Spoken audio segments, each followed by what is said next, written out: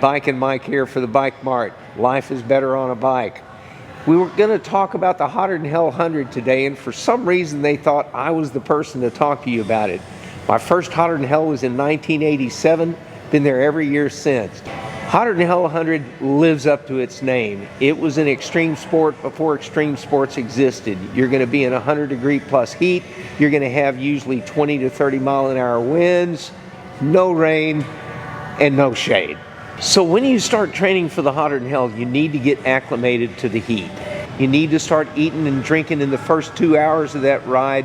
Don't wait until 3 or 4 hours into the ride to start eating or drinking, because that means you're playing catch up.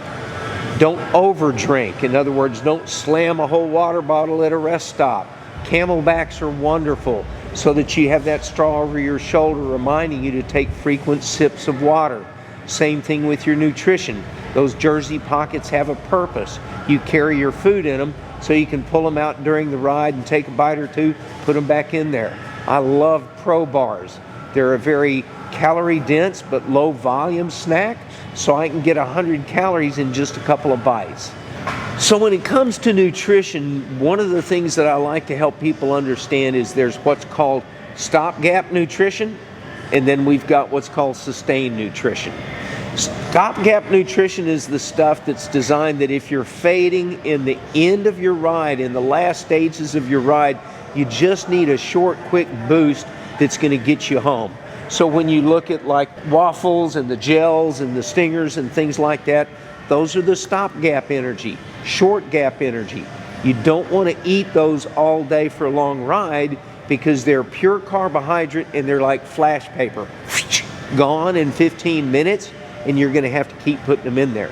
On the other hand, Pro Bar that I was talking about before, this is a sustained energy product. It's got carbs, proteins, and fats in it, much longer release time to get into your system, and more calories. Meal bars usually have about 400 to 450 calories in them versus 100 in one of those wafers we were talking about. So as I mentioned before, I can take about 2 or 3 bites off that Pro Bar, and I've got my 100 calories, so I can do that grazing thing we were talking about. Grab it out of my jersey pocket, take a bite or two, put it back in there, get on down the road. Make sure you're fueling yourself for the Hotter Than Hell, because heat burns calories. You're going to burn 75% of your calories managing your core temperature. Pedaling is only 15% of your calories. So make sure you're taking care of fueling that motor. Get out there and ride your bike.